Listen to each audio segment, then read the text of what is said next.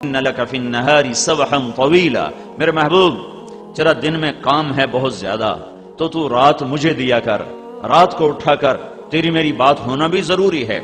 دعوت میں اتنا نہ لگ کہ تیری میری بات ہی نہ ہو، تبلیغ میں اتنا نہ لگ کہ تیری میری بات ہی ختم ہو جائے، تو رات کا وقت مجھے دیا کر، اس میں تو اور میں آپس میں بات کریں گے۔ رات کی گفتگو ویسے بھی بہت پرسکون ماحول میں ہوتی ہے، اور کوئی اس وقت بلانے والا نہیں ہوتا اور کوئی اس وقت خلل ڈالنے والا نہیں ہوتا، تو رات کو میرے پاس آیا کر، مجھ سے بات کیا کر، اس لیے کہ دن میں تجھے لمبا تیرنا ہے۔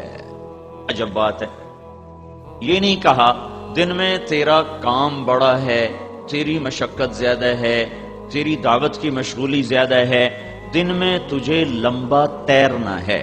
دعوت کے کام کو، تبلیغ کے کام کو تیرنے سے تشبیہ دی، تیرنے سے۔ مکے میں تو پانی کا قطرہ نہیں، پانی کا قطرہ نہیں، زمزم کے سوا کوئی کنواں نہیں ہے، تو وہ کون سا پانی ہے جس میں اللہ کا نبی تیر رہا ہے؟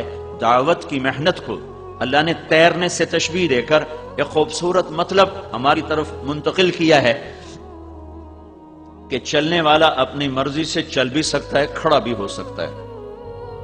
گاڑی میں سفر کرنے والا مرضی سے گاڑی کو روک بھی سکتا ہے اور چلا بھی سکتا ہے، اور اس سے باہر نکل کے کھڑا بھی ہو سکتا ہے۔ لیکن جو آدمی پانی میں اتر جاتا ہے، اس کی مرضی ختم ہو جاتی ہے، اس کے ذمہ ہر حال میں تیرنا ہے، جب تک دوسرا کنارہ نہ آ جائے وہ تیرنا چھوڑ نہیں سکتا کہ چلو میں تھوڑی دیر آرام کر لوں۔ اب اسے تیرنا ہے، اگر وہ رکنا چاہے گا پانی کا بہاؤ اسے کہاں سے کہاں لے جائے گا، اگر وہ ٹھہرنا چاہے گا تو موجیں اسے اپنے اندر سمیٹ کے لائیں گی، مچھلیاں اسے نوالا بنائیں گی، اسے ان طوفانی موجوں سے لڑنا ہے، ان تھپیڑوں میں سے اس نے اپنا راستہ بنانا ہے، اور دوسرے کنارے تک جب تک اس کا ہاتھ نہیں لگتا اب یہ آرام نہیں کر سکتا، اسے ہر حال میں مستقل ہاتھ پاؤں مارنے ہیں۔ ان لک فی النہار سبحا طویلا، طویلا طویلا، میرے نبی یہ نہیں جیسے ہم لوگ تقریر کی اور بیٹھ گئے، جمعے کے خطیب کی طرح تقریر کی اور بیٹھ گئے، مدرسے کے مدرس کی طرح سبق پڑھایا اور بیٹھ گئے، نہیں، یہ نہیں۔ فی النہار سبحا طویلا، تیرے لیے کوئی راحت نہیں ہے۔ جب یہ آیت آئی یا ایھا المدثر قم فانذر وربک فکبر وثیابک فطہر والرجز فہجر ولا تمنن تستکثر ولربک فاصبر، تو اس پر اللہ کے نبی نے فرمایا خدیجہ میرا بستر لپیٹ دے، میرے آرام کے دن ختم ہو گئے۔ ان لک فی النہار سبحا طویلا، میرے آرام کے دن ختم ہو گئے۔ دوسرا کنارہ کب تک، دوسرا کنارہ کب آئے گا؟ دوسرا کنارہ ہے کیا؟ وَاعْبُدْ رَبَّكَ حَتَّى يَأْتِيَكَ الْيَقِينُ، اس وقت تک تو لگا رہے جب تک موت کا پیغام تیرے پاس نہیں آ جاتا۔ تو اللہ نے اپنے نبی سے بھی فرمایا کہ دن تو دے دعوت اور پھر لوگوں کے پیچھے، اور رات کو پھر مجھ سے بات کر، کہ اللہ سے بات کیے بغیر یہ کام ہو نہیں سکتا، کہ دل تو خالص اللہ کے قبضے میں ہے، اسے کون پھیر سکتا ہے اللہ کے بغیر، اسے کون بدل سکتا ہے اللہ کے بغیر۔ نبیوں سے بڑھ کر کوئی دعوت نہیں دے سکتا، ان سے بڑھ کر کوئی ہمدرد خیرخواہ نہیں ہوتا، ان سے بڑھ کر کوئی اندر میں کڑن اور غم اور گھٹن لینے والا نہیں ہوتا، لیکن اس کے باوجود لوگ اکڑ گئے، نہیں ایمان لائے۔ ابو جہل نے کہا میں قسم کھاتا ہوں کہ یہ سچا نبی ہے پر میں ایمان نہیں لاؤں گا۔ محکم بن طفیل نے مسیلمہ کذاب سے کہا، یہ مسیلمہ کذاب کا سالار تھا، کہنے لگا مسیلمہ اللہ کی قسم تو جھوٹا ہے، لیکن ربیعہ کا جھوٹا مجھے مضر کے سچے سے زیادہ پیارا ہے۔ ربیعہ مسیلمہ کا قبیلہ، مضر ہمارے نبی کا قبیلہ، تو کہنے لگا واللہ انک لکذاب، اللہ کی قسم تو جھوٹا ہے، لیکن ربیعہ کا جھوٹا مجھے مضر کے سچے سے زیادہ محبوب ہے۔ تو اللہ تعالیٰ نے اپنے محبوب سے فرمایا تجھے دن میں بہت لمبا چلنا ہے، تیرے ذمہ بہت بڑا کام ہے، لہذا دن میں تو لگا کر اسی میں بفرض نمازیں پڑھ لیا کر، لیکن رات تیری میرے لیے ہے، رات تیری میرے لیے ہے۔ میرے بھائیو 1.25 لاکھ انبیاء پس گئے،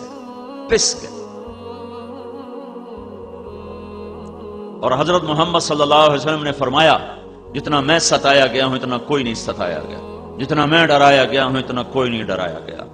اور آپ کے سامنے سارا زمانہ، سارے انسان، تمام جنات، نہ اب جنوں کے لیے کوئی نبی نہ انسانوں کے لیے، وَإِصْرَفْنَا إِلَيْكَ نَفَرًا مِنَ الْجِنِّ يَسْتَمِعُونَ الْقُرْآنَ، اور تبارک الذی نزل الفرقان علی عبدہ لیکون للعالمین نذیرا، سارے عالم، سارے انسان، سارے زمانے اور یتیم پیدا ہو رہے ہیں، اور مکے کی سنگلاخ وادی میں پیدا ہو رہے ہیں،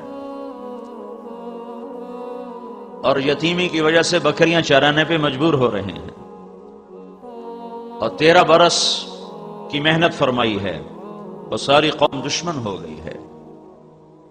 اب اللہ ساری دنیا کے انسانوں تک پیغام حق کو پہنچانے کے لیے ایک تبدیلی لا رہا ہے۔ تبدیلی پہلے لکل قوم ہاد، ہر قوم کا رسول، ولکل امت رسول، ہر امت کا رسول۔ پھر ہمارے نبی آئے تو قل یا ایھا الناس انی رسول اللہ الیکم جمیعا، ان سے کہہ دو کہ میں ساری دنیا کے انسانوں کا رسول ہوں۔ اب اس کا تقاضا تو یہ تھا کہ ہمارے نبی نوح علیہ السلام کی عمر پاتے، آج بھی زندہ ہوتے اور ساری دنیا کو تبلیغ کرتے، اور ذوالقرنین کا لشکر سلیمان کی حکومت پاتے تو وہ بڑی آسانی سے دنیا میں تبلیغ کرتے۔ لیکن اللہ تعالیٰ نے دنیا کا سب سے بڑا فقیر بنایا محمد صلی اللہ تعالی علیہ وسلم کو، کہ 2 مہینے گزر جاتے ہیں اور اللہ کے نبی کے گھر میں چولہا نہیں جلتا۔ آپ صفا پہاڑی پر ہیں اور جبریل سے کہتے ہیں، جبریل والذی نفس محمد بیدہ ما امسا لآل محمد کفۃ من شعیر، اے جبریل اس ذات کی قسم جس کے قبضے میں محمد کی جان ہے، آج میرے گھر میں ایک مٹھی جو نہیں جس سے روٹی پکائی جا سکے، اور ساری دنیا کے انسانوں کے لیے رہبر بن کر آئیں۔ تو اللہ نے کیا انتظام کیا ہے کہ اب اس نبی کے بعد اس کی امت یہ پیغام اٹھا کر ساری دنیا میں پھرے گی۔ اس کی امت یہ پیغام رسالت، یہ پیغام توحید، یہ قرآن کی پاک زندگی، یہ اسلام کی پاک زندگی، یہ امت اٹھائے گی اور لے کر چلے گی، اور دنیا کے دروازوں پر جا کر دستک دے گی، جان مال کے ساتھ بازی لگائیں گے اور صلہ اس کا اللہ تعالیٰ سے چاہیں گے۔ تو اللہ تعالیٰ اس کا انتظام کر رہا ہے کہ ایک امت آپ کے ساتھ ساتھ تیار ہو رہی ہے اور ایک امت آپ کے ساتھ ساتھ پروان چڑھ رہی ہے۔ آپ نے بنیاد رکھی ہے فرد کی تبدیلی پر، حکومت پیش کی گئی، حکومت عتبہ بن ربیعہ، یا محمد انکا ان کنت ترید بہ ملکا ملکناک علی رؤوسنا، اے محمد تجھے بادشاہی چاہیے تو ہم تمہیں بادشاہ بنانے کو تیار ہیں۔ تو آپ نے انکار فرمایا کہ نہیں، مجھے بادشاہی نہیں چاہیے۔ دعوت کا کام بادشاہ سے نہیں چلتا، فرد کی تبدیلی سے چلتا ہے، افراد بنائے جاتے ہیں، افراد۔ چونکہ انسان دین پر چلتا ہے اندر کے نور سے، اور اندر کا نور نہ ڈنڈے سے اتارا جا سکتا ہے، نہ پیسے سے اتارا جا سکتا ہے، نہ لالچ سے اتارا جا سکتا ہے، نہ خوف سے اتارا جا سکتا ہے، وہ ہر شخص کی ذاتی محنت سے اندر میں اترتا ہے۔ حکومت نماز نافذ کر دے گی، حدود نافذ کر دے گی، روزے پر ہوٹل بند کرا دے گی، اندر گھروں میں کب جا کے دیکھے گی کہ ناشتہ کون کر رہا اور سحری کس نے کھائی۔ حکومت باہر قوانین نافذ کر دے گی، لیکن ماں کے سامنے چپ رہنا کہاں سے حکومت لے کر آئے گی؟ باپ کے سامنے ادب سے کھڑے ہونا حکومت کہاں سے لے کر آئے گی؟ سچائی، عہد، صدق، وفا، سخاوت، یہ حکومت کہاں سے لے کر آئے گی؟ جب اندر کا نور بجھتا ہے تو پھر اندھیرے چھا جاتے ہیں۔ اب یہ نور روشنیاں ڈھونڈو تو یہ نور تمہارے اندر کو روشن کرے، ورنہ باہر کی طاقت۔ میں مدینہ میں تھا کوئی 8-10 سال پہلے، ایک نوجوان میرے پاس آیا اور میرے پاس کہنے لگا جی میری بخشش ہو جائے گی، اور یہ کہہ کر رونے لگا، میری بخشش ہو جائے گی، اور رونے لگا۔ میں نے کہا کیا ہوا؟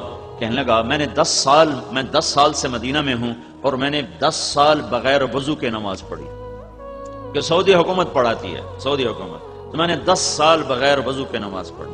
پھر مجھے تیری ایسی سال کیسٹ ملی ہے، میں نے وہ سنی ہے 2-3 دفعہ، تو مجھے احساس ہوا کہ میں نے کتنا بڑا ظلم کیا ہے۔ میں نے توبہ تو کی ہے، لیکن مجھے یہ ہر وقت خوف ہے کہ میں نے اتنا بڑا گناہ کیا ہے، کیا میری توبہ قبول ہو جائے گی؟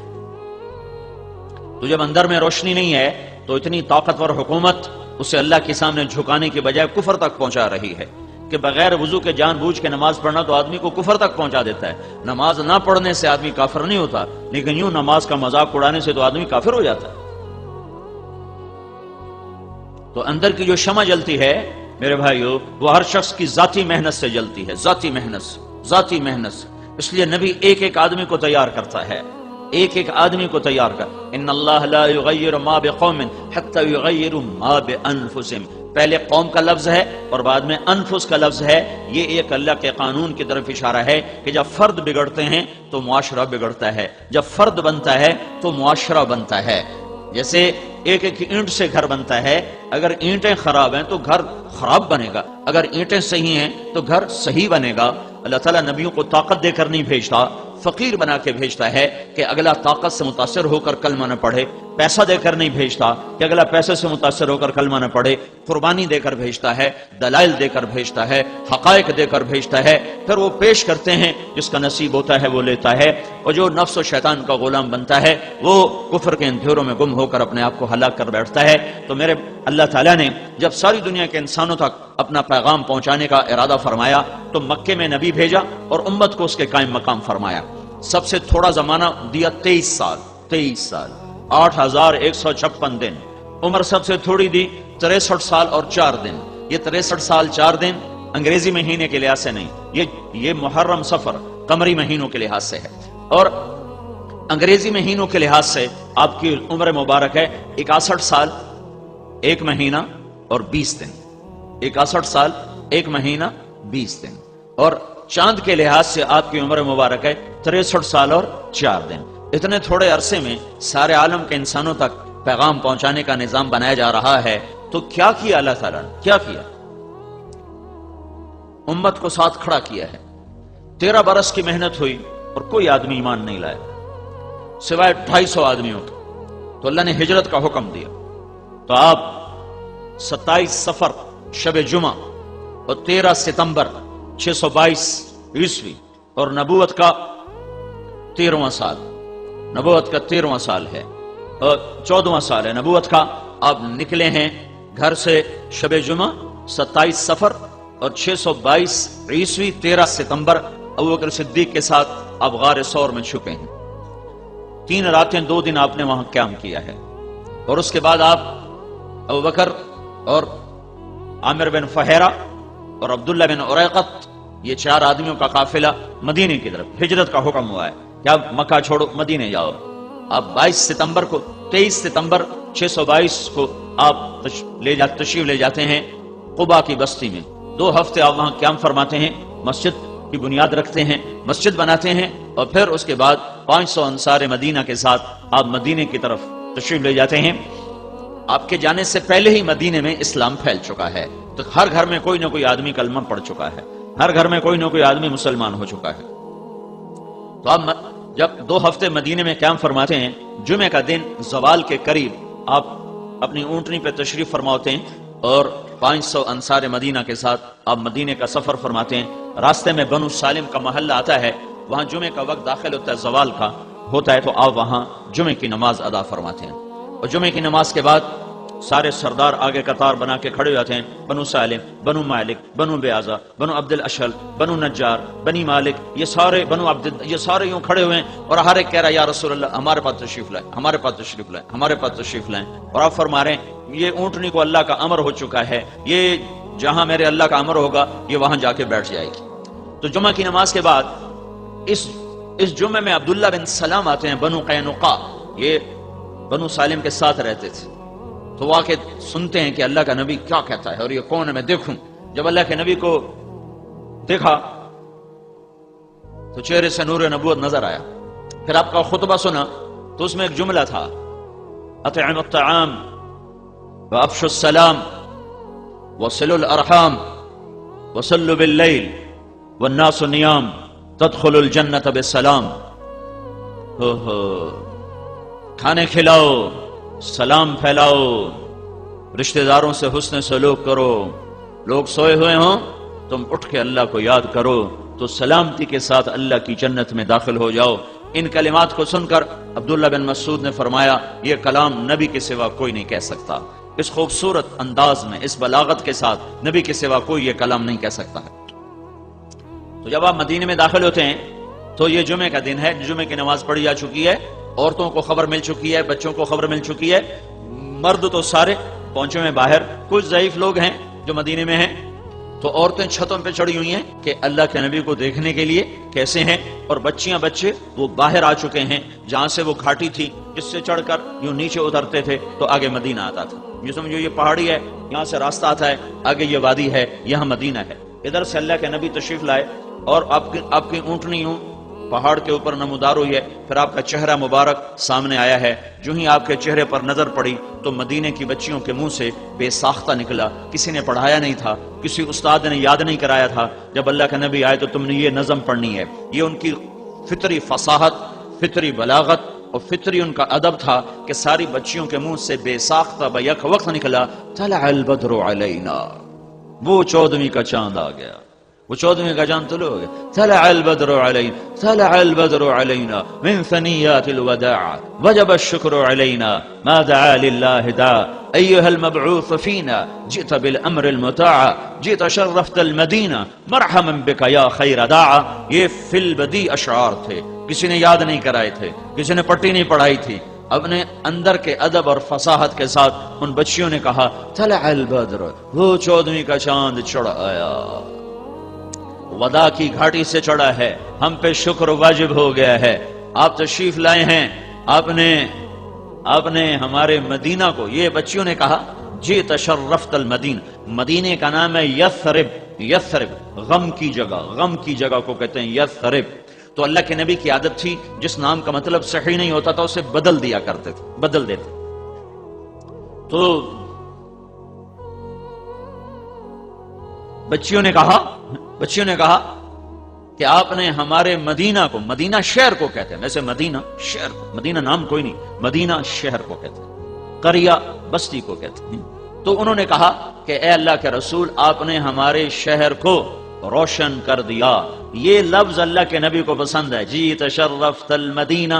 تو آپ نے وہاں پہنچتے ہی اس کا نام یثرب سے ہٹا کر مدینہ رکھ دیا ان بچیوں کے اس خوبصورت کلمات پر اور اشعار پر. طلع البدر علینا من ثنیات الوداع وجب الشکر علینا ما دعا للہ داع ایها المبعوث فینا جئت بالامر المطاع جئت شرفت المدینہ مرحبا بک یا خیر داع. یہ آخری جو جملہ تھا اس میں یہ لفظ آیا تو اللہ کے نبی نے اسے پسند فرمایا اور یثرب کا نام مدینہ رکھ دیا. 10 سال آپ نے یہاں محنت فرمائی ہے. اس کے بعد آپ 12,000 حجاج کو لے کر آپ مکہ کی طرف تشریف لے جا رہے ہیں اور 4 ذوالحج کو آپ مکہ پہنچتے ہیں تو 12,000 حجاج تقریباً 1 لاکھ میں تبدیل ہو چکے ہیں.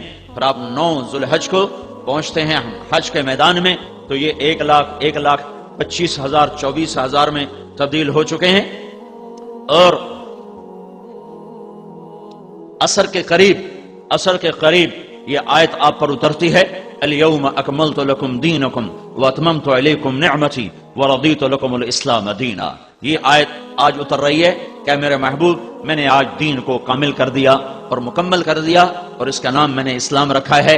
اب قیامت تک کا یہ دستور حیات ہے, ومن یبتغ غیر الاسلام دینا فلن یقبل منہ. اسلام کو چھوڑ کر جو شخص زندگی گزارے گا وہ اللہ کے دربار میں مردود ہو جائے گا. تو آپ نے پھر 10 تاریخ کو آپ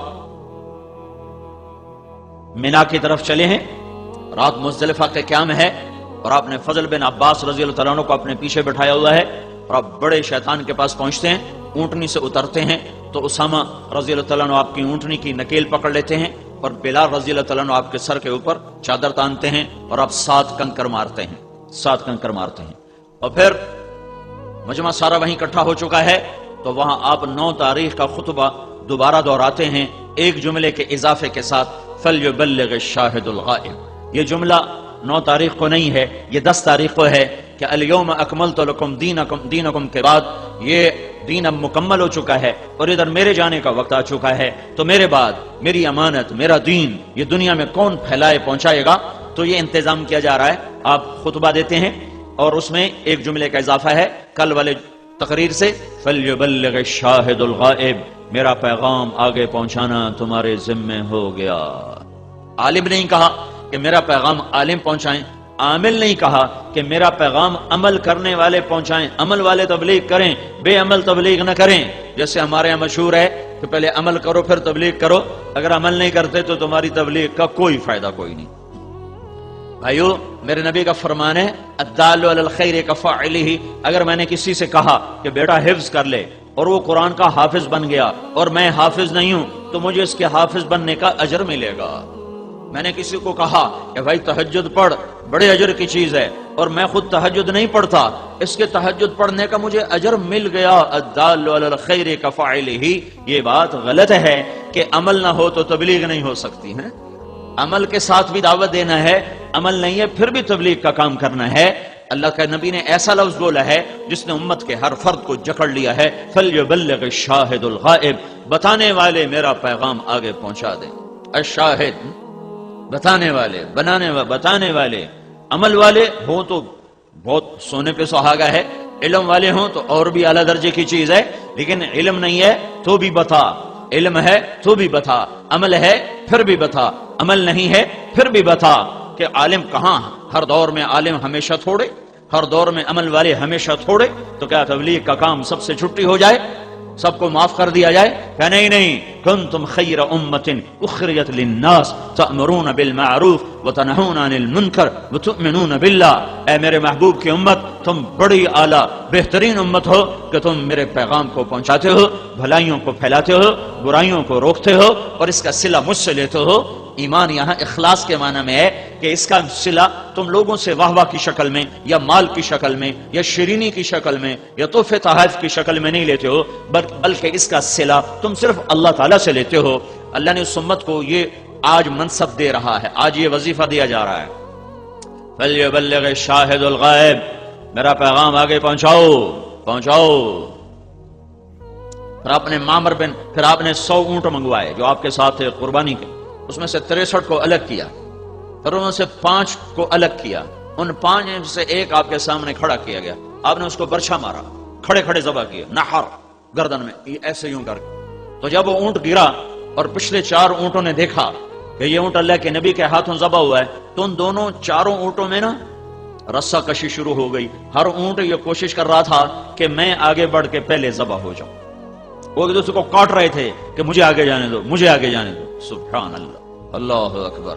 اور 1.25 لاکھ کا مجمع یہ منظر دیکھ رہا ہے کہ اونٹوں میں لڑائی ہو رہی ہے، ادھر گھسیٹ کے لانا پڑتا ہے، ادھر وہ خود آگے بھاگ رہے ہیں کہ مجھے ذبح ہونے دو۔ آپ نے 63 اونٹ ذبح کر کے برچھا پھینک دیا اور علی سے کہا، علی اس کو اعلان کر دو کہ جو لے جانا چاہے لے جاؤ، اور ہر اونٹ میں سے ایک بوٹی کاٹ کر دیگ چڑھا دو۔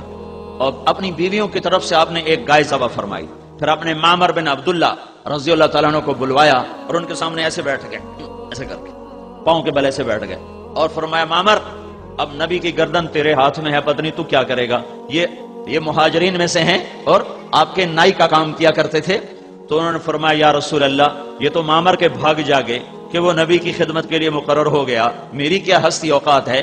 تو اس وقت آپ کے بال بڑے لمبے بال تھے، تو آپ نے دائیں طرف کے بال سارے منڈوا کر، سامنے ابو طلحہ انصاری کھڑے تھے، ان کو سارے کے سارے ان کو دے دیے، اور پھر بائیں طرف کے بال منڈوا کر صحابہ میں تقسیم کر دی، کسی کو ملا کسی کو نہ ملا۔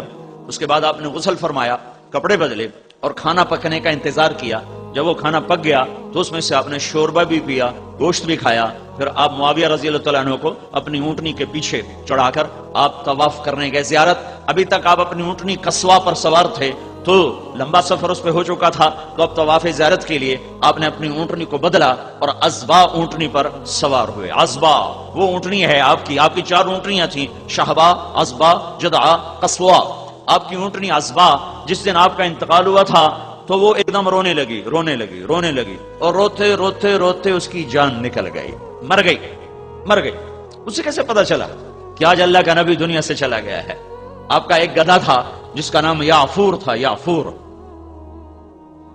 جب اللہ کے نبی فوت ہوئے تو انہیں چیخنا شروع کر دی اور مدینے کی گلیوں میں پاگلوں کی طرح بھاگ رہا ہے اور چیخ رہا ہے۔ آخر ایک کنویں میں جا کے چھلانگ لگائی اور جان کی بازی ہار گئے۔ اللہ، جس پر جانور قربان ہو اسے امت نے بھلا کے رکھ دیا ہے، سارا برے والا چھان برا ہی بن کے رہ گیا، اور اللہ کے محبوب کی پاک زندگی کتابوں میں رہ گئی۔ آپ نے اپنی اونٹنی بدلی، عزبا، پھر طواف زیارت فرمایا، وہاں نماز پڑھائی، اور اس کے بعد اگلے دن دوبارہ یہ سنانے سے تھوڑا سا پیچھا میں نے پچھلا آپ کو سنایا ہے۔ اگلے دن یہ سورت نازل ہوئی، اذا جاء نصر اللہ والفتح یہ قرآن کی آخری صورت ہے جو نازل ہوئی ہے، اس کے بعد کوئی صورت نازل نہیں ہوئی ہے، چند آیات ہیں، اور آخری قرآن کی آیت جس کے بعد کوئی قرآن نہیں اترا، واتقوا یوما ترجعون فیہ الی اللہ ثم توفی کل نفس بما کسبت وہم لا یظلمون، یہ قرآن کی آخری آیت اتری ہے۔ تو یہ آپ خیمے میں تشریف فرما تھے تو یہ آیت آئی، اس میں اشارہ تھا کہ میرے محبوب تیرے جانے کا وقت آ چکا ہے۔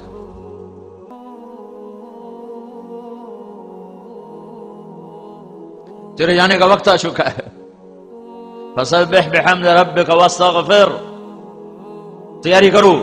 تو آپ اس دن نکلے ایک دم اس آیت کے اترنے کے بعد، اس سورت کے اترنے کے بعد، اور آپ نے جمرات کی رمی فرمائی، پہلا اور دوسرا اور تیسرا، ہر جمرے کو رمی، ہر شیطان کو رمی کرنے کے بعد آپ بیت اللہ کی طرف منہ فرما کے دعا مانگی آپ نے، اور یہ دعا اتنی دیر مانگی جتنی دیر میں سورہ بقرہ پڑھی جاتی ہے، سورہ بقرہ، یہ کوئی پونے گھنٹے کی دعا آپ نے مانگی۔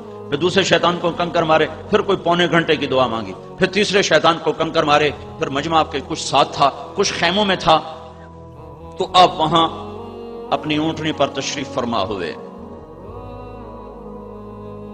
ابو بکرہ رضی اللہ تعالیٰ عنہ آپ کی اونٹنی کے ایسے نیچے کھڑے تھے، ایسے ہی منہ کے نیچے ہی، اور اونٹنی کا لعاب ابو بکرہ کے کندھے پر گر رہا تھا، یوں گر رہا تھا، انہیں ایسے اونٹنی کی نکیل کو پکڑا ہوا تھا۔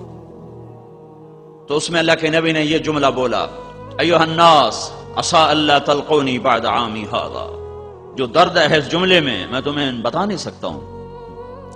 اے مرنے والا جب حسرت سے دیکھتا ہے اپنی اولاد کو تو وہ جو بولتا ہے وہ الفاظ نہیں ہوتے، وہ دوری دھار کا خنجر ہوتا ہے جو قلب و جگر کو چیر کے رکھ دیتا ہے۔ تو آپ کو نظر آ گیا تھا کہ میرے رب نے میرے روانہ ہونے کا اعلان کر دیا ہے، تو سامنے اپنا گلشن تیار ہے، جیسے مالی گلشن کو دیکھتا ہے جو چھوڑنا پڑ رہا ہو، تو کیا اس کی حسرت ہوتی ہے۔ اس ایک جملے میں جو حسرتیں ہیں میں اس پر رو تو سکتا ہوں، میں اسے الفاظ میں نہیں لا سکتا۔ ایھا الناس عسى الا تلقوني بعد عامی ھذا، لوگو یہ میری تمہاری آخری ملاقات ہے، آج کے بعد تم مجھے دیکھ نہ پاؤ گے۔ اس 11 تاریخ کے خطبے میں اب جب مینا میں عرفات میں جب آپ کو کسی بات کی ضرورت پڑتی تھی تو ربیہ بن خلف یہ آپ کے قریب کھڑے تھے، تو آپ ان سے کہتے ربیہ لوگوں سے کہو اللہ کا رسول یہ کہہ رہا ہے، ان کی آواز بلند تھی تو کہتے لوگو اللہ کا رسول یہ فرما رہا ہے۔ لیکن آج جذبات اور جدائی کا غم اور جذبات اور محبت اور شفقت اور فراق اتنا کچھ اکٹھا ہو گیا تھا کہ جوش میں آپ کی آواز بلند ہوئی، اور کسی ترجمان اور کسی کو کہنے کی ضرورت نہیں تھی۔ 4 میل لمبی وادی ہے مینا کی، مزدلفہ کے ابتدا اور مینا کے آخری کنارے تک اللہ کے نبی کی آواز بغیر سپیکر کے جا رہی تھی، اور سننے والے جو سامنے کھڑے تھے وہ بھی ایسے سن رہے تھے جیسے آخری خیمے والا۔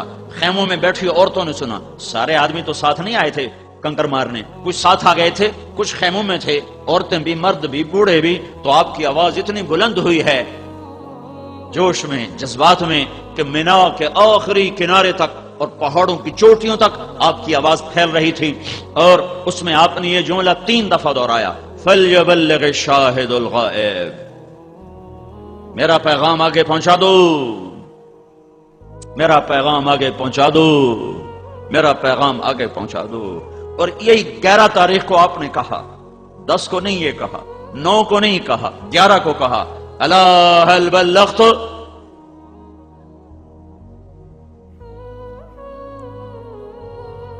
کیا میں نے اللہ کی امانت کو پہنچا دیا؟ الا هل بلغت، کیا میں نے اللہ کی امانت کو پہنچا دیا؟ یہ 11 تاریخ کو پتا ہے کہ بس اب جانا ہی ہے، تو پھر سب نے کہا بلغت الرسالہ وأديت الأمانة ونصحت الأمة، یا رسول اللہ ہم گواہ ہیں، آپ نے پیغام پہنچا دیا، آپ نے امانت کو منتقل کر دیا، آپ نے اللہ کا پیغام پورا پورا ہم تک منتقل کر دیا، اور آپ اپنی امت کی ہر بھلائی ہمیں بتا کے جا رہے ہیں۔ تو کہ اللہم اشہد، اللہم اشہد، اللہم اشہد، اللہ گواہ ہو جا، یہ کہہ رہے ہیں میں نے تیرا پیغام پہنچا دیا ہے۔ یہ 11 تاریخ کو یہ تبلیغ کا کام امت کی طرف منتقل ہوا۔ فَلْيُبَلِّغِ الشَّاهِدُ الْغَائِبُ، جاؤ میرا پیغام آگے پہنچا دو۔ یہ تبلیغ کا کام کوئی تحریک نہیں، کوئی جماعت نہیں، یہ امت کا اصل کام ہے۔ جتنے دین کے کام ہیں تبلیغ کے سوا وہ طلبگاروں کے لیے ہیں، بے طلب کے لیے اس میں کوئی پیغام۔ ابھی ظہر کے وقت ایک شخص نے مجھ سے کہا وہ بہاڑی میں کہ میں اپنا بیٹا آپ کے مدرسے میں داخل کرانا چاہتا ہوں۔ میں نے کہا میرے پاس کوئی جگہ نہیں ہے، ایک بستر بچھانے کی بھی جگہ کوئی نہیں ہے، میں معافی چاہتا ہوں، میں داخل نہیں کر سکتا۔ دعوت ہے جس میں وسعت ہے سمندر کی طرح، جس میں اٹھان ہے بادلوں کی طرح، جس میں فیضان ہے بارش کے قطروں کی طرح، جو طلبگار پہ بھی برستا ہے، بے طلب پہ بھی برستا ہے۔ جو لڑکا میرے گورنمنٹ کالج لاہور میں تبلیغ کا کام کرتا تھا، نعیم الدین، اللہ اس کو بہت بہت جزائے خیر عطا فرمائے، اس کو بے عزت کر کے کمروں سے ہم نکالتے تھے، بے عزت کر کے، دھکے دے کر، خود میں نے یوں دھکا دے کے اسے کمرے سے نکالا۔ میں قربان جاؤں اس کے ظرف پر کہ وہ پھر بھی ملنے آ جاتا تھا اور پھر دعوت دیتا تھا۔ کوئی مولوی یہ کر سکتا ہے؟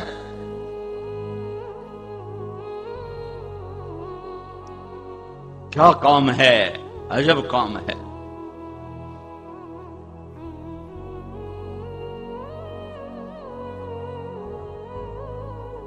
سبحان، کہ گالیاں دینے والے کے بھی پیچھے جاؤ، دھکے دینے والے کے بھی پیچھے جاؤ۔ نیا نیا میں تبلیغ میں تھا تو ایک جگہ ہماری جماعت تھی، تو عمومی گشت میں ایک آدمی نے ماں بہن کی گالیاں نکالی ہم سب کو، تو ہمارا امیر کہنے لگا بھائی اپنے بھائی کے لیے دعا کرو، اس بیچارے کو پتہ کوئی نہیں۔ اللہ اکبر، اتنا بڑا ظرف، کسی دیندار کو اوئے کر دو تو تمہیں حشر دکھا دے گا کہ تو ہے کون مجھے اوئے کہنے والا۔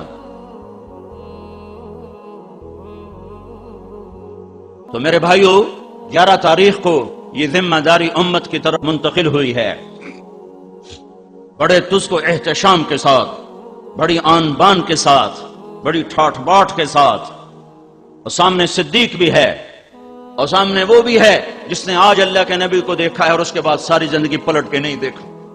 اس چھوٹے درجے کے صحابی سے لے کر صدیق، عثمان، علی، فاروق جیسے کھڑے ہوئے ہیں، اور سب کی طرف یہ پیغام منتقل ہو رہا ہے کہ میرے پیغام کو دنیا میں پہنچا دو۔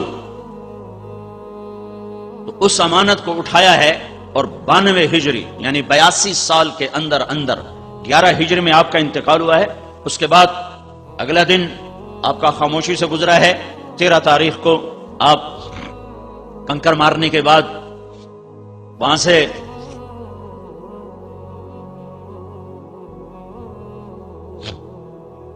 رات آپ نے وادی ابتا میں آ کے قیام کیا ہے، اور تہجد کی نماز کے وقت آپ نے جا کر طواف زیارت فرمایا ہے، اور پھر فجر کی نماز آپ نے حرم میں ادا فرمائی ہے، اور سورہ والطور کی تلاوت فرمائی ہے، اور 14 کی صبح کو آپ مدینہ سے مکہ سے نکلے ہیں، 8 دن کے بعد آپ مدینہ پہنچے ہیں، اور اس کے بعد 12 ربیع الاول کو آپ دنیا سے تشریف لے جاتے ہیں۔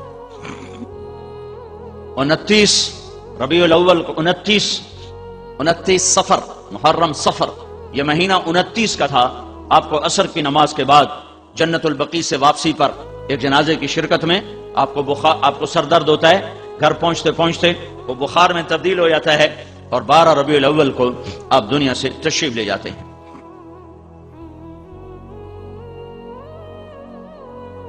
آپ کے جانے میں 5 دن باقی ہیں، 5 دن باقی ہیں، تو آپ فرماتے ہیں مجھے غسل دیا جائے۔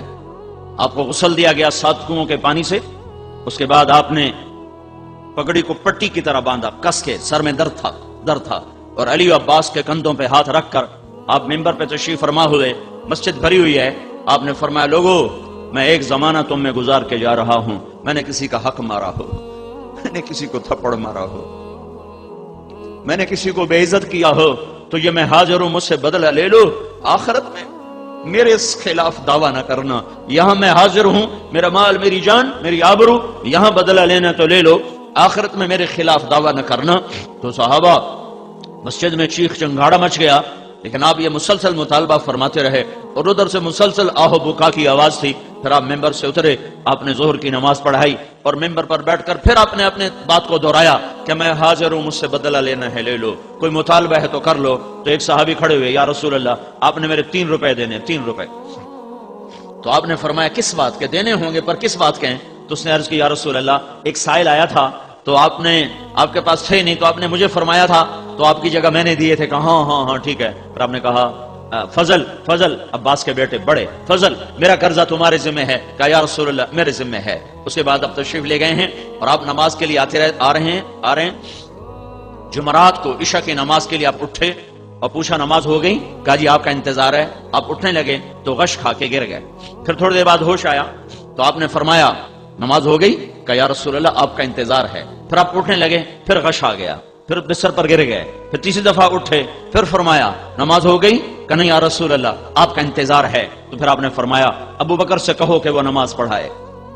آج نبی کے مصلی پر غیر نبی کھڑا ہونے والا ہے، دنیا کی تاریخ میں یہ پہلی دفعہ ہونے لگا ہے کہ نبی کی جگہ پر غیر نبی آنے والا ہے۔ غیر نبی تو ایویں نہیں آ سکتا، بغیر انتخاب کے نہیں آ سکتا۔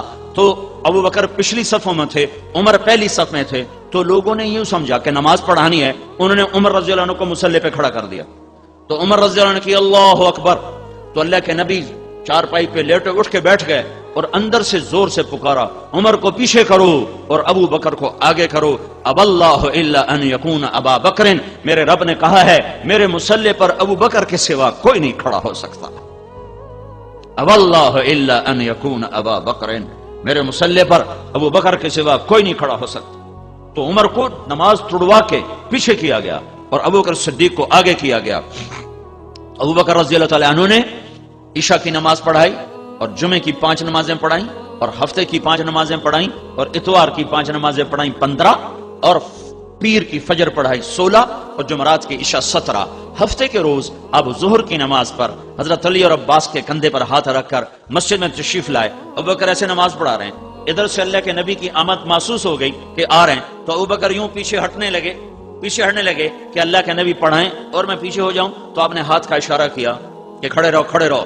تو ابو بکر کھڑے ہو رہے تو اللہ کے نبی آئے اور الٹی طرف ابو بکر کے یہاں ساتھ بیٹھ کر آپ نے ابو بکر کے پیچھے ظہر کی نماز پڑھائی اور یہ عملی طور پر اعلان کیا کہ میرے بعد میرا نائب ابو بکر ہے۔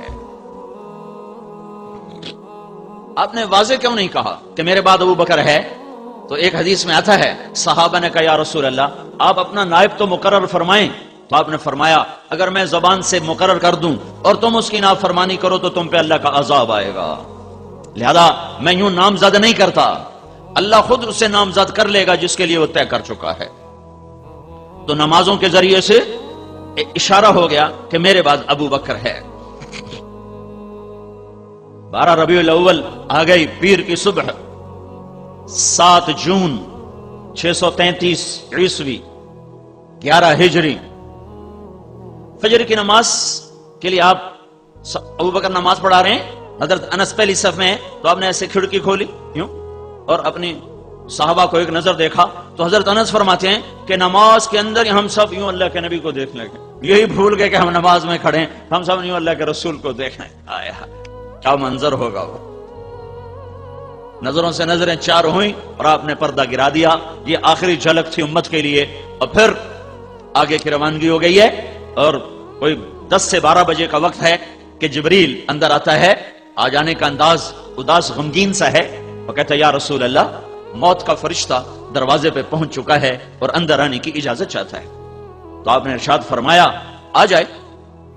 حضرت عائشہ کے گھر میں آپ ہیں، آخری 7 دن آپ نے حضرت عائشہ کے گھر گزارے۔ آپ نے شادیاں تو کی لیکن عدل کا دامن نہیں چھوڑا، کہ شادی کی اجازت پر عدل کے ساتھ اگر ظلم کرے گا تو بڑی سے بڑی تہجد، نمازیں، روزے، حج، زکات کرتا ہوا بھی جہنم کی آگ میں چلا جائے گا۔ تو آپ روزانہ پوچھتے حضرت عائشہ کے گھر سے بیماری شروع ہوئی اور اگلے دن گزرا حفصہ، اگلے دن گزرا ام حبیبہ، اگلے دن گزرا ام سلمہ، اگلے دن گزرا میمونہ۔ تو آپ روزانہ کہتے کل کس کی باری ہے، کل کس کی باری ہے؟ تو اس سے ساری امہات کو اندازہ ہو گیا کہ اللہ کے نبی عائشہ کے پاس ٹھہرنا چاہتے ہیں۔ تو جب حضرت میمونہ کے گھر پہنچے اور آپ نے فرمایا کل کس کی باری ہے، تو پھر ساری بیگمات جمع ہوئیں کہ یا رسول اللہ ہماری طرف سے اجازت ہے، آپ عائشہ کے گھر میں قیام فرمائیں۔ تو آپ نے اپنے اختیار کو استعمال نہیں کیا، امت کو پیغام دیا کہ یوں عدل کیا جاتا ہے۔ تو پھر آپ حضرت علی اور عباس کے کندھے پر ہاتھ رکھ کر آپ حضرت عائشہ کے گھر تشریف لے گئے، پھر وہاں سے پھر اللہ کے پاس گئے ہیں، باہر نہیں نکلے ہیں۔ تو اس وقت جب ملک الموت آیا ہے تو آپ حضرت ام عائشہ کے سینے پر یوں سر رکھ کے یوں لڑے، نیم دراز سے اس حالت میں یہ گال حضرت عائشہ کے یہاں سینے پر یہاں رکھا ہوا تھا، یوں کر، اور حضرت عائشہ بیٹھی ہوئی تھی، یوں بیٹھی ہوئی تھی اور یہاں آپ کا سر سینے سے لگایا ہوا تھا۔ کیا ماں ہے جس کی گود میں اللہ کے نبی اللہ کے دربار میں پیشی دے، جس کا گھر اس کی آرام گاہ بنے، جس کے گھر میں روزانہ 70,000 فرشتہ صبح سے شام تک تسبیح پڑھے، سلام پڑھے، پھر شام کو نیا 70,000 آئے اور شام تک درود و سلام پڑھے، تو کیسا گھر ہوگا؟ تو ملک الموت اندر آ کر کہتا ہے السلام علیکم یا رسول اللہ۔ آج یہ پہلا موقع ہے ملک الموت نے کسی کو سلام کیا ہے، وہ کسی کو سلام نہیں کرتا، نہ آئندہ کرے گا، نہ پہلے کیا۔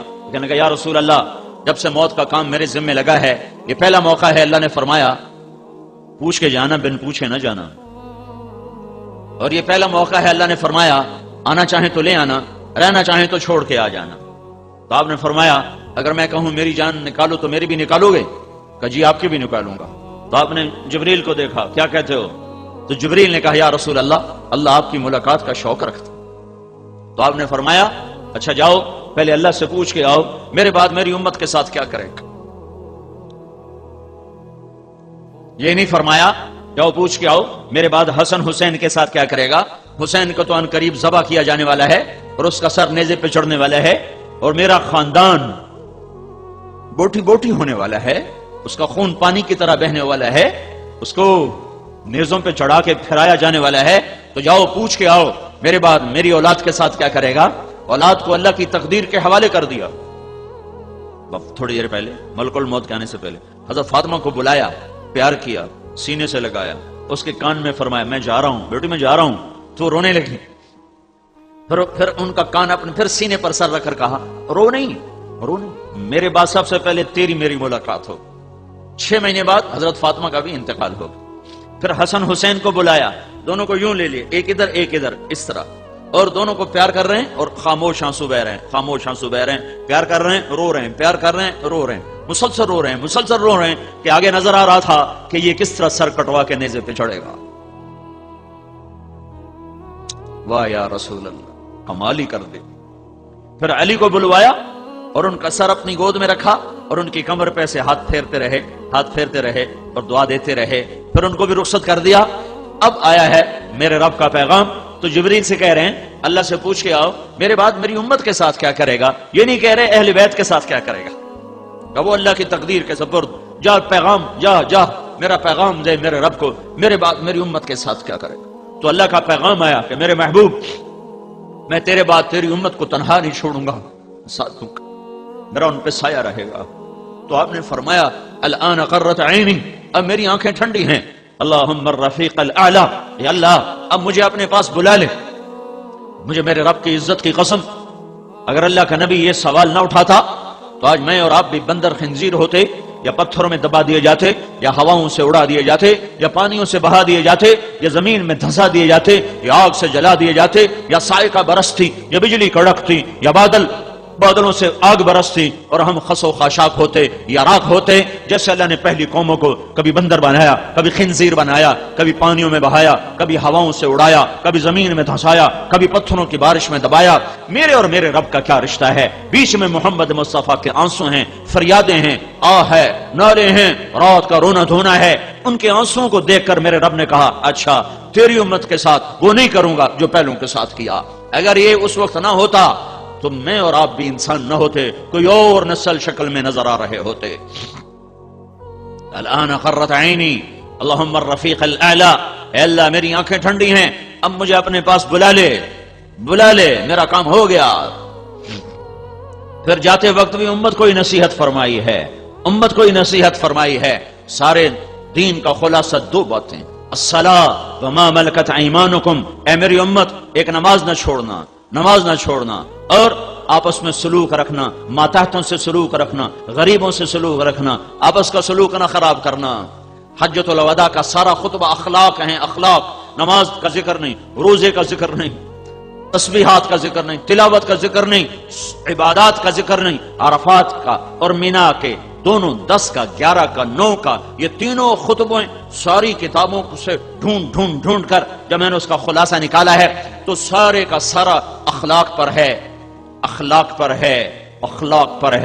عبادات پر نہیں ہے، اخلاق پر ہے کہ سب سے زیادہ یہ امت گھاٹا کھائے گی، اخلاق میں گھاٹا کھائے گی۔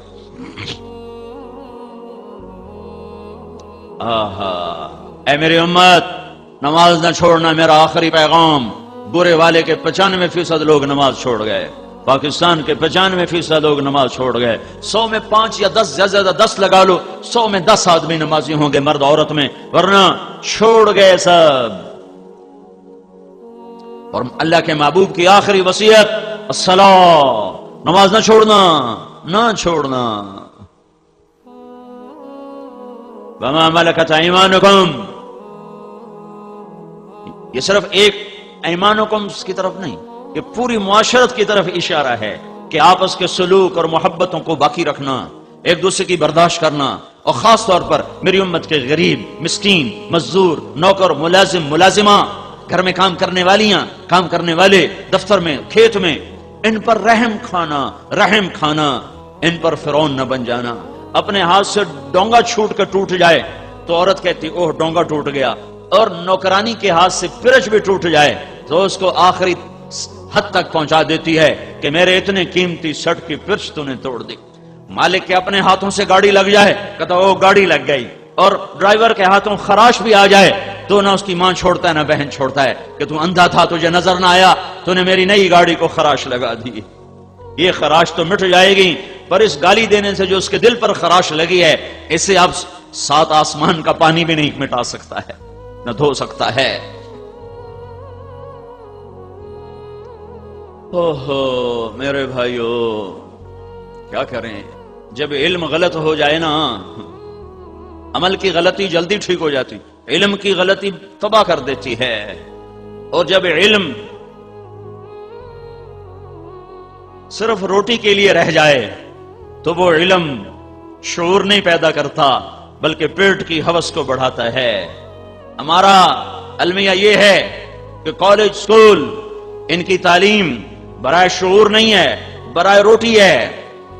اور دکھ درد کی بات یہ ہے کہ مدرسے میں جانے والا بھی وہ بھی روٹی کے گرد گھوم رہا ہوتا ہے، وہ بھی اپنے قرآن سے اللہ کی تلاش میں نہیں ہوتا، وہ بھی کہتا ہے کوئی نوکری مل جائے گی، کہیں ملازمت مل جائے گی، کہیں اسکول ماسٹر لگ جاؤں گا، کسی دفتر میں چلا جاؤں گا، کوئی امام خطیب بن جاؤں گا۔ تو نہ اس کا علم اس کے دماغ کے دریچے کھول سکا، نہ اس کا علم اس کے دماغ کے دروازوں پہ دستک دے سکا، تو سو گئی امت، علم ہی غلط ہو کے رہ گیا۔ علم کا موضوع روٹی نہیں ہے، علم کا موضوع شعور ہے، معرفت ہے، بیداری ہے۔ علم کی منزل غلط ہو گئی۔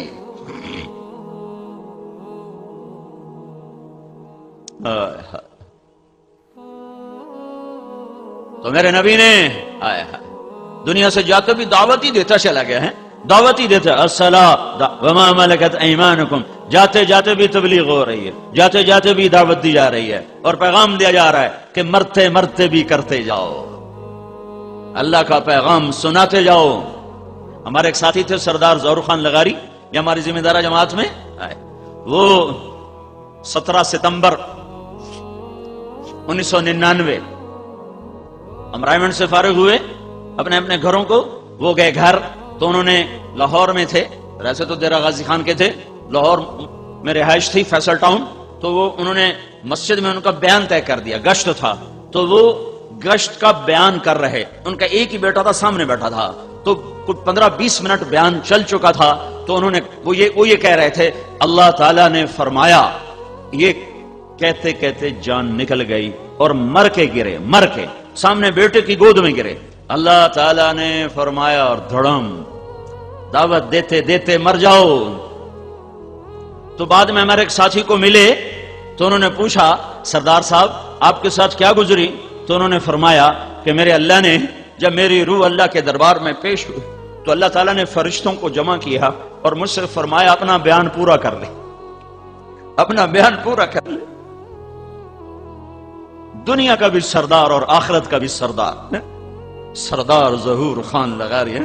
اللہ نے دنیا کا بھی سردار بنایا تھا، قبیلے کے سرداروں میں سے تھے، اور آخرت کا بھی سردار بنایا کہ ظہور چل اپنا بیان پورا کر، یہ میرے فرشتے تیرے آگے ہیں. میرے بھائیو، امت یہ پیغام پہنچانا بھول گئی ہے. مدت ہوئی سیاد نے چھوڑا بھی تو کیا، تاب پرواز نہیں، راہ چمن یاد نہیں. یاد ہی نہیں ہے کہ دنیا میں پھرنا، پیغام ربانی کو لے کے در در صدا لگانا، گھر گھر نوائے وقت بن جانا. ہم ہیں نوائے وقت، اخبار نہیں ہے نوائے وقت. ہم ہیں صدائے زمانہ، ہم ہیں نوائے زمانہ. یہ امت ہے نوائے وقت کہ اللہ کے پیغام کو لے کر دنیا میں پھرتے ہیں. کوئی گھر نہیں، کوئی در نہیں. جہاں زندگی کی شام ہوتی ہے وہیں مٹی کی چادر اوڑھ کے سو جاتے ہیں، اور کل حشر میں اللہ ان کو نبیوں کی شان کے ساتھ کھڑا فرمائے گا. علم غلط ہو گیا. روٹی، علم کا موضوع بھی کبھی روٹی رہا ہے، کبھی علم کا موضوع بھی نوکری رہا ہے. علم کا موضوع شعور ہوتا ہے، شعور ختم کہ درویشی بے عیاری ہے، سلطانی بے عیاری.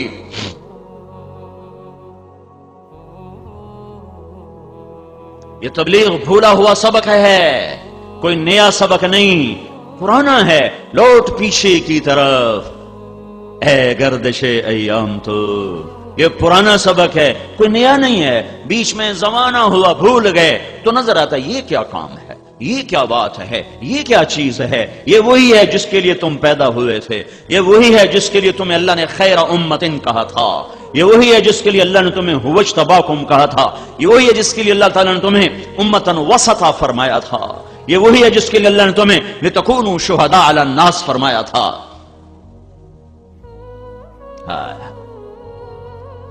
یہ امت واسطہ ہے، واسطہ. وَكَذَلِكَ جَعَلْنَاكُمْ أُمَّةً وَسَطًا.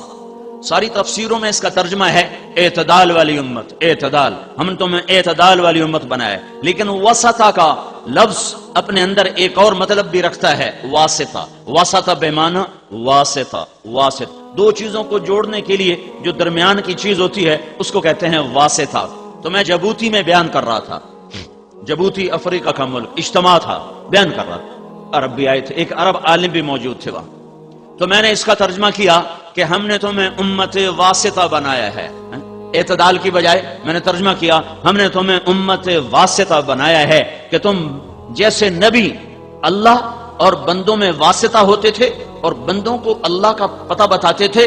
تو اے بورے والا کے ایمان والو اور اے ہند سندھ کے ایمان والو، اب تم نبیوں کے بعد امت واسطہ ہو. اب جو جیسے نبی واسطہ بنتے تھے اب ان کی جگہ تم میرے اور میرے بندوں کے درمیان واسطہ ہو. بیان کے بعد وہ عرب عالم میرے پاس آ گئے، کہنے گے یہ مطلب تو نے کہاں سے بیان کیا ہے؟ میں نے کہا اب یہ چھوڑو میں نے کہاں سے بیان کیا ہے، اب یہ بتاؤ کہ عربی زبان میں اس کی گنجائش ہے کہ نہیں ہے؟ کہنے گے گنجائش تو ہے اور بہت خوبصورت ہے، اور اعتدال کے مطلب سے یہ زیادہ خوبصورت ہے، لیکن یہ قرآن ہے، اس میں احتیاط ضروری ہے. جو قرآن ہے، کوئی اور شعر ہوتا، کوئی اور عربی عبارت ہوتی تو ٹھیک ہے، لیکن یہ قرآن ہے تو اس میں احتیاط ضروری ہے. اگر کسی تفسیر میں مل جائے تو بہت خوبصورت مطلب ہے کہ برے والے کے لوگ کیا ہیں؟ یہ اللہ اور اللہ کے بندوں کے درمیان واسطہ ہیں. برے والے کی عورتیں کیا ہیں؟ یہ اللہ اور اللہ کے بندیوں کے درمیان واسطہ ہیں. یہ لوگوں کو اللہ کا پتہ بتاتے ہیں. یہ بندیاں اللہ کی بندیوں کو اللہ کا پتہ بتاتی. میں نے کہا انشاءاللہ میں دیکھوں گا. میں واپس آیا، تفسیریں ڈھونڈنے لگا، ملا ہی نہیں. تو سب سے پرانی تفسیر طبری، سب سے پرانی تفسیر ہے طبری، وہ میں نے نکالی. کوئی 8-10 صفحے پر پھیلا ہوا ہے یہ مضمون. کہیں نہیں ملا. تو میرا دل ایسے نیچے جا رہا تھا، اوئے ہوئے یا اللہ کوئی سند دے دے. اگرچہ لفظ میں گنجائش موجود ہے، تو جب لفظ میں گنجائش ہو تو پھر وہ تفسیر بالرائے نہیں ہے. لیکن چونکہ میرا مقام ایسا نہیں ہے کہ میں ایک نئی چیز کہوں، پیچھے کسی نے کہی ہو تو پھر میری کمر سیدھی ہو جائے گی. تو جب بحث ختم ہو رہی تھی تو اس کے آخر میں امام طبری نے وسطہ کو بے معنی واسطہ لیا کہ ہم نے تمہیں امت واسطہ بنایا ہے. میں نے کتاب بند کرنے سے پہلے ہی، وہ قطر کے تھے، میں نے فون ملایا، میں نے کہا دکتور فوزی ابشر، دکتور فوزی الحمدللہ کام بن گیا. کہ کیا؟ میں نے کہا یہ تفسیر طبری میں لکھا ہوا ہے کہ واسطہ بے معنی واسطہ بھی ہے، کہ یہ امت اللہ اور بندوں کے درمیان واسطہ ہے. یہ تبلیغ امت وسطہ کا حق ہے کہ ہمیں اللہ تعالیٰ نے پوری دنیا کے انسانوں کو روشنیاں دکھانے کے لیے بھیجا ہے. کفر ایک اندھیرا ہے، شرک ایک اندھیرا ہے، دنیا طلبی ایک اندھیرا ہے، حرص و ہوس ایک اندھیرا ہے، ظلم و ستم ایک اندھیرا ہے، زنا شراب ایک اندھیرا ہے، ماں باپ کی نافرمانی اندھیرا ہے، سود جھوٹ اندھیرے ہیں، غفلت اندھیرا ہے. ان اندھیروں میں ہم روشنیوں کے چراغ جلاتے ہیں. اللہ نور السماوات والارض مثل نورہ کمشکات فیہا مصباح المصباح فی زجاجہ الزجاجۃ کأنہا کوکب درّی یوقد من شجرۃ مبارکۃ زیتونۃ لا شرقیہ ولا غربیہ یکاد زیتھا یضیء ولو لم تمسسہ نار نور علی نور یہدی اللہ لنورہ من یشاء ویضرب اللہ الامثال للناس واللہ بکل شیء علیم. یہ آیت کا مصداق ہے ہر مسلمان مرد، ہر مسلمان عورت، ہر ایمان والا مرد، ہر ایمان والی عورت، کہ ہر ایمان والے مرد عورت میں ایک شمع فروزاں ہے ایمان کی، جس کے اوپر دل ہے شفاف شیشے کی طرح چمکتا، جس میں اللہ کی کتاب کا، اللہ کے علم کا تیل ڈالا جاتا ہے، تو جسے رسول پاک کی اتباع سے جلایا جاتا ہے. جب یہ شمع فروزاں ہوتی ہیں تو جیسے سورج کے نکلنے سے کائنات کے اندھیرے چھٹتے ہیں، ایسے ہی جب ایمان والے مرد عورتوں کے دل روشن ہوتے ہیں تو دنیا کے انسانوں کے دلوں کے اندھیرے چھٹ جاتے ہیں. یہ ایسی بات نہیں ہے کہ تبلیغ اچھا کام ہے، کرو ٹھیک ہے، نہ کرو تو بھی کوئی فرق نہیں ہے. یہ ایسی بات نہیں ہے. ایسی بات ہوتی تو ہمیں اب بڑی گنجائش ہے گھر بیٹھنے کی. پڑھنے کے بعد تو بڑے راستے نظر آ جاتے ہیں جان بچانے کے. پڑھنے کے بعد جنہوں نے قانون پڑھا ہوتا ہے وہ کیسے لوگوں کو الجھا لیتے ہیں اور اپنے آپ کو کیسے بچا لیتے ہیں، اپنے آپ کو کیسے نکال لیتے ہیں کہ وہ قانون کی ہیرا پھیریاں سمجھتے ہیں. میرے بھائیو، یہ نہیں ہے ہاں بھائی چنگا کام میں کر لو تو کوئی گل نہیں، تو نہ کرو تو ہمیں کوئی گل نہیں. یہ ایسا کام نہیں ہے. اس پر میرے نبی کا سب کچھ لگ گیا، صحابہ کا سب کچھ لگ گیا. گھروں میں فاقے آ گئے، شہر بدر ہوئے، در بدر ہوئے، گھر سے بے گھر ہوئے، وطن سے بے وطن ہوئے. کائنات کو انہوں نے میرے بھائیو آخری کناروں تک وہ پہنچے. تو اس لیے کیوں پہنچے؟ بلوچستان جہاں آج بھی نہ روٹی ہے نہ پانی ہے. 11 ہجری میں پنجگور تک اسلام پہنچا، 18 ہجری میں قلات تک اسلام پہنچا، اور حضرت علی کے دور میں قلات سے لے کر سبی تک. آج بھی میں ابھی وہاں سے میرا چلہ چل رہا ہے، بلوچستان کا سفر کیا ہے، آج بھی انسان نظر نہیں آتے. تو آج سے 14 صدی پہلے وہاں کیا تھا جس کو فتح کرنے کے لیے خلفائے راشدین کے دور میں یہاں صحابہ پہنچے ہوں؟ کچھ لوگ رہتے تھے جھونپڑوں میں، یہ جہنم میں جانے سے بچ جائیں اس لیے ان تک لشکر اسلام پہنچے ہیں. عبد الرحمن بن سمرہ بلوچستان میں سو گئے. خزدار اور قلات کے بیچ ایک علاقہ تھا زیری، اس میں ان کی قبر بنی، وہیں ان کا انتقال ہوا. عثمان رضی اللہ تعالیٰ عنہ کے دور میں اس علاقے کے گورنر تھے یہ.